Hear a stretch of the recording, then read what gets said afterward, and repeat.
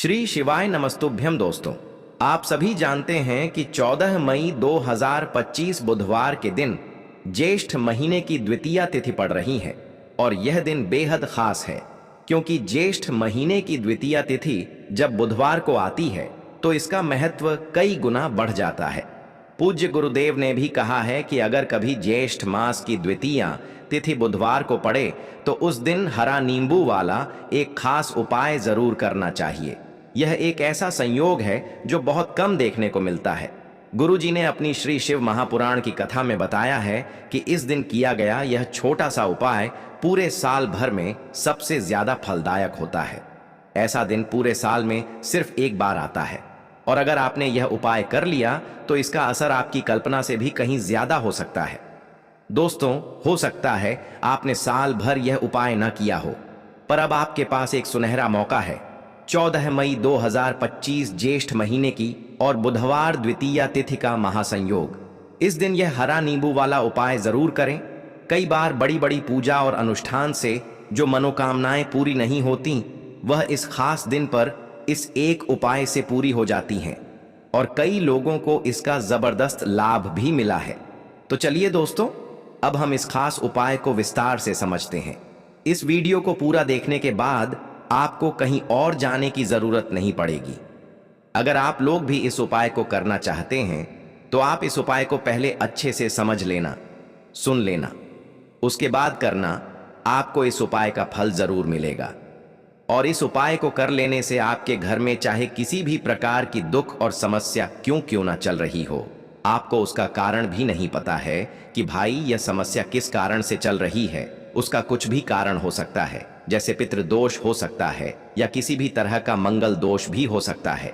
तो इस दिन आप लोगों को यह वाला उपाय कर लेना है। यह एक ऐसा उपाय है जिस उपाय को अगर किसी विशेष दिन पर किया जाए तो भाई उस विशेष दिन का जो है वह तो हमें मिलता ही मिलता है। पर हमने उस दिन पर इस उपाय को किया है तो हमें उससे भी बड़ा फल मिलता है और फल बहुत जल्दी मिलता है क्योंकि आप इस उपाय को बहुत ही बड़े और विशेष दिन पर कर रहे हो।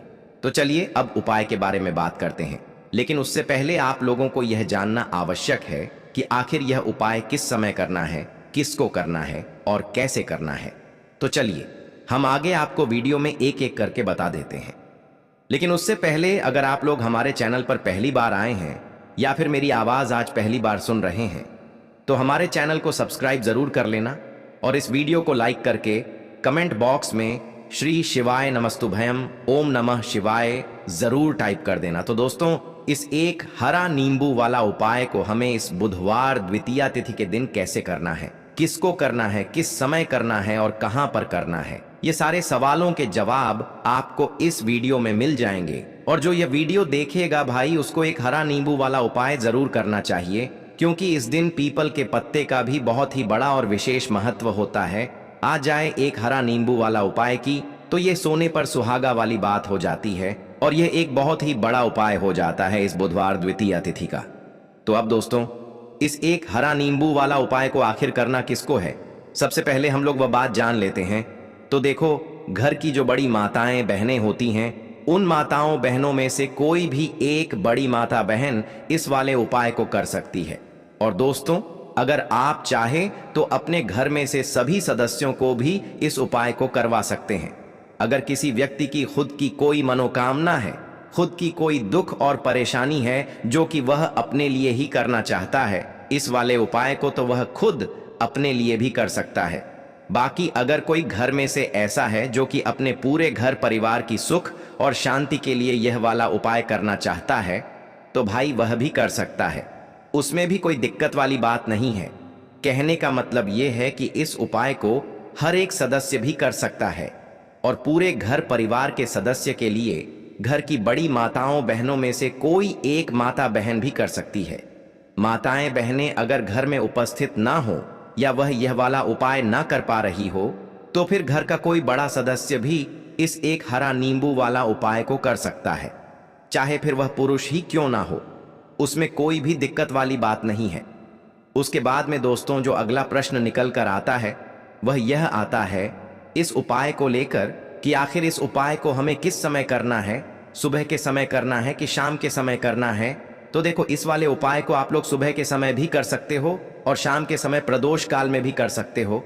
अब अगर आप पूछो कि भाई साहब सबसे उत्तम समय कौन रहेगा इस एक हरा नींबू वाला उपाय को करने का, तो हम आपसे बस यही कहेंगे कि इस उपाय को आप सुबह के समय करेंगे तो ज्यादा बेहतर होगा। बाकी अगर प्रदोष काल शाम के समय भी करेंगे तो भी अच्छा होगा, उसमें कोई भी दिक्कत वाली बात नहीं है। तो अब दोस्तों, जो अगली सबसे बड़ी और महत्वपूर्ण बात आती है वही यह आती है कि सुबह अगर हम उपाय को करेंगे तो हमें कितने बजे से लेकर कितने बजे तक के बीच में करना है, और शाम के समय प्रदोष काल में करेंगे तो हमें कितने बजे से लेकर कितने बजे के बीच में करना है। तो देखो, सुबह जितनी जल्दी हो सके आप उपाय को करने की कोशिश करना। बाकी अगर किसी कारणवश लेट भी हो जाओ, थोड़ी देर भी हो जाए, तो 10 या 11 बजे तक भी आप उपाय कर लेना, पर 12 बजे से ज्यादा देरी ना हो। ठीक है, इस बात का ध्यान रखना। उसके बाद में दोस्तों, अगर शाम के समय प्रदोष काल की बात करें, प्रदोष काल का जो समय है होता है वह शाम के 6 बजे से शुरू हो जाता है। मतलब शाम के 6 बजे से लेकर 7 बजे के बीच का जो समय होता है, यह समय प्रदोष काल का समय होता है। तो आप इस उपाय को 7 या 8 बजे के बीच में भी कर सकते हो। मतलब शाम के 6 बजे से रात 8 बजे के बीच में आप कभी भी इस वाले उपाय को कर सकते हो, उसमें कोई भी दिक्कत वाली बात नहीं है। तो एक हरे नींबू से आप अपने जीवन से 1000 क्या लाख क्या करोड़ों शत्रुओं का भी सफाया कर सकते हैं, और कभी भी आपके शत्रु, आपके दुश्मन आपको पलट कर देखेंगे भी नहीं। अगर आपने एक हरे नींबू से छोटा सा उपाय कर लिया, तो जो लोग अपने जीवन में शत्रुओं से, दुश्मनों से बहुत परेशान हो चुके हैं, या जिन लोगों के ऊपर शत्रु बहुत कुछ किया कराया करवा रहे हैं, तो ऐसा समझ लीजिए कि जो भी बंधनवार क्रियाएं आपके शत्रु ने करवा रखी होंगी, आपके दुश्मन ने करवा रखी होंगी, किसी भी तरह से अगर आपके दुश्मन आपको नुकसान करना चाहते हैं, आपको हानि पहुंचाना चाहते हैं, या किसी भी तरह से आपको परेशान कर रहे हैं, कोई भी दुख, कोई कष्ट आपको दे रहे, किसी भी आपकी संपत्ति पर, आपके व्यापार पर, आपकी दुकान पर उनकी बुरी नजर है, कुछ हड़पने की कोशिश कर रहे हैं, तो समझ लीजिए कि एक हरा नींबू लेकर बहुत छोटा सा उपाय आप करेंगे, और जो शत्रु आपको अपनी ताकत दिखा रहे हैं, आज आपको परेशान कर रहे हैं, उन शत्रुओं की सारी अकड़ निकल जाएगी। एक हरे नींबू के उपाय को अगर आप सही तरीके से कर लेते हैं, तो देखिए, उपाय पूरा समझे, सही से समझ के उपाय करेंगे तो 101% यह उपाय काम करता है, और जो भी आपके दुश्मन हैं या जो भी आपके शत्रु हैं, उनका सफाया पूरी तरह से हो जाता है। तो इस उपाय को आप किसी भी दिन कर सकते हैं। दूसरी चीज, स्त्री पुरुष कोई भी इस उपाय को कर सकता है। ऐसा उपाय आज की वीडियो में लाए हैं जिसमें आपके कोई पैसे खर्च नहीं होने वाले, सिर्फ आपको एक नींबू से उपाय करना है। अब यह हरा नींबू ही है जो आपके जीवन से शत्रुओं का पूरी तरह सफाया कर देगा, और कभी भी दुश्मन और शत्रु आपको परेशान नहीं कर पाएंगे। चाहे शत्रु और दुश्मन कितने भी पावरफुल हो, कितने भी ताकतवर क्यों ना हो, फिर भी आपका बाल बांका नहीं कर सकते। मतलब कितनी भी कोशिश कर लें, लेकिन फिर भी आपका कुछ नहीं बिगाड़ पाएंगे। तो चलिए बात कर लेते हैं उपाय किस तरह से आपको करना है। तो देखिए, सबसे पहले तो आपको इसमें एक हरा नींबू लेना है, ठीक है ना। अब यह उपाय गुप्त शत्रुओं के लिए भी है और उस दुश्मन के लिए भी है जो सामने से आप पर वार कर रहा है, आपको किसी भी तरह की धमकी दे रहा है, कोई नुकसान आपका कर रहा है, वह शत्रु भी परास्त हो जाएगा। और जो आपके पीठ पीछे आपका बुरा कर रहे हैं, क्योंकि देखिए, जो गुप्त शत्रु होते हैं ना, इनका ना तो हमें नाम पता होता है, ना इनका एड्रेस पता होता है, ना यह पता होता है कि कितने शत्रु हैं, है ना। क्योंकि यह तो गुप्त तरीके से शत्रुता करते हैं, और गुप्त शत्रु के बारे में किसी को कुछ पता नहीं चल पाता है। बहुत कम लोग होते हैं, जान जाते हैं कि हाँ, किसी ने कुछ करवा रखा है, फिर भी ये नहीं जान पाते हैं कि कौन व्यक्ति है जो ऐसा करवा रहा है ना। ये बहुत मुश्किल है पता करना। लेकिन अगर आपको आपके दुश्मन का नाम नहीं पता, आपका दुश्मन कहाँ रहता है यह भी नहीं पता, कौन आपसे शत्रुता कर रहा है यह भी नहीं पता, फिर भी यह उपाय आप करिए। क्योंकि जो दुश्मन है, जो शत्रु है, इस उपाय को करने से आप देखेंगे कि वह तुरंत आपके जीवन से दूर हो जाएगा, और उसका किया कराया भी दूर हो जाएगा। जो भी आपके ऊपर करवा रखा होगा, आपके व्यापार पर करवा रखा होगा। क्योंकि बहुत सारी उचाटन और बंधनवार की क्रियाएं हैं जो लोग करवा देते हैं। बहुत सारे तांत्रिकों के पास जाकर और भी बहुत सारी जगहों पर जाकर लोगों के साथ बहुत कुछ गलत करवाते हैं। लेकिन आप विश्वास मानिएगा, इस उपाय को करने से जितनी भी क्रियाएं हैं ऐसी वह सब कट जाती हैं। और इस उपाय को करने से घर बैठे आपके शत्रु जो हैं वह दूर हो जाते हैं। मतलब कहीं जाने की आपको आवश्यकता नहीं पड़ती है। तो चलिए बात कर लेते हैं उपाय की। देखिए, इसमें एक हरा नींबू आपको लेना है। नींबू बिल्कुल दाग दगीला ना हो। आपने देखा होगा कि कभी कभी नींबू के ऊपर छोटा छोटा दाग है ना आ जाता है, या नींबू थोड़ा सा खराब होता है। लेकिन आप कभी भी उपाय के लिए खराब नींबू ना लें। एकदम साफ सुथरा सा नींबू आपको लेना है। और एक पीला नींबू भी आता है। पीला नींबू बिल्कुल आपको इस उपाय में नहीं लेना है। लेना हरे रंग का ही नींबू है, ग्रीन कलर का। इसी के साथ आपको एक काले रंग का पेन लेना है। काले रंग का कलम आपको लेना है। कलम कोई सा भी आप ले सकते हैं, कोई भी पेन ले सकते हैं, स्केच ले सकते हैं, मार्कर ले सकते हैं, ठीक है ना। कोई भी पेन आप ले लीजिए। अब आपको क्या करना है, यह दोनों चीजें लेकर अपने घर में एकांत में बैठ जाना है, जहां इस उपाय को करते समय आपको कोई रोके टटोके ना है, ना ऐसी जगह पर करेंगे। चाहे कमरा है आपके घर में ऐसा, या कोई भी गैलरी बरामदा, जहां इस उपाय को आप करें और आपको कोई रोके टटोके ना। भले ही उपाय के बारे में सबको पता है आपके घर में, फिर भी उस समय कोई आपको डिस्टर्ब ना करें, है ना। इस तरीके से आपको उपाय करना है। तो देखिए, सबसे पहले नींबू आपने क्या करना है, नींबू पकड़ना है हाथ में और काले रंग के पेन से इस नींबू के ऊपर अपने दुश्मन का, अपने शत्रु का नाम लिख देना है। अब बहुत सारे लोग कहेंगे कि हमें तो ऐसे शत्रु हैं हमारे जीवन में जो गुप्त हैं, जिनको हम जानते भी नहीं, उनका नाम कैसे लिखेंगे।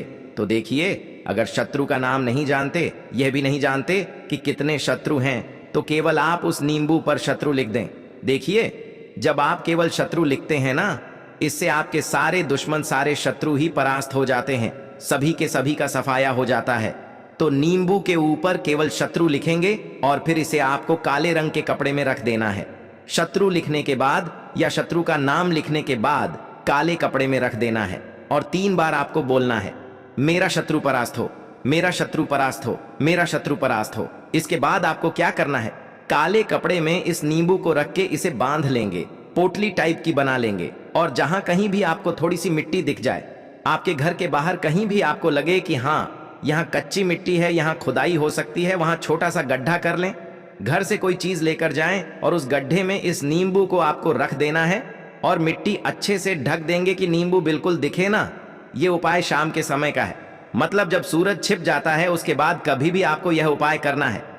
सूरज की रोशनी में यह उपाय आपको नहीं करना है। यह उपाय करिए और जब आप इस नींबू को पूरा ढक देंगे, अपने घर चले आइए और कुछ भी आपको नहीं करना है, पीछे पलट कर नहीं देखना है। घर आकर हाथ पैर धो लेंगे और 1000 शत्रु हो, लाख हो, करोड़ हो, बिल्कुल उनका सफाया हो जाएगा। उन्होंने जो क्रियाएं आपके ऊपर करवा रखी हैं, तांत्रिक क्रियाएं या कोई भी जादू टोना, सभी कुछ दूर होता है।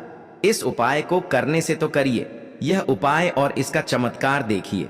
सिर्फ और सिर्फ आपको इस उपाय को एक बार ही करना है और एक बार ही उपाय करने में शत्रु का पूरी तरह सफाया हो जाएगा। सारे शत्रु परास्त हो जाएंगे, सारे दुश्मन आपके सामने नतमस्तक हो जाएंगे, आपके सामने हाथ जोड़कर माफी मांगने को मजबूर हो जाएंगे, मतलब आपका कुछ नहीं बिगाड़ेंगे। तो देखिए, नींबू जो है ये साधारण नहीं होता है। नींबू के अंदर ऐसी ऐसी शक्तियां पाई जाती हैं जो आपके दुश्मन को, आपके शत्रु को जड़ से खत्म कर सकती हैं। आपने देखा होगा कि जब भी लोग अपना व्यापार शुरू करते हैं या जो भी बिजनेस करते हैं, दुकान खोलते हैं, छोटा मोटा व्यापार जैसा भी काम करते हैं, वहां पर नींबू मिर्च जरूर लगाते हैं।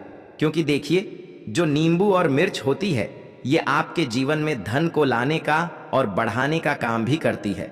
क्योंकि नींबू और मिर्च जो होता है, इसे जब आप अपने घर के दरवाजे पर या दुकान पर, शॉप पर लगाते हैं, इससे कभी भी आपके दुकान को, शॉप को नजर नहीं लगती है। बुरी नजर को बाहर ही ये रोक देती है। साथ ही साथ जो नींबू होता है यह शत्रु से छुटकारा दिलाने के लिए, दुश्मनों को दूर करने के लिए बहुत उत्तम होता है। तो उपाय करें, आपको लाभ जरूर होगा। अब हम बात करते हैं दूसरे विशेष उपाय ई की। देखिए, ये उपाय भी आपको तुलसी जी के पौधे के वहां पर करना है।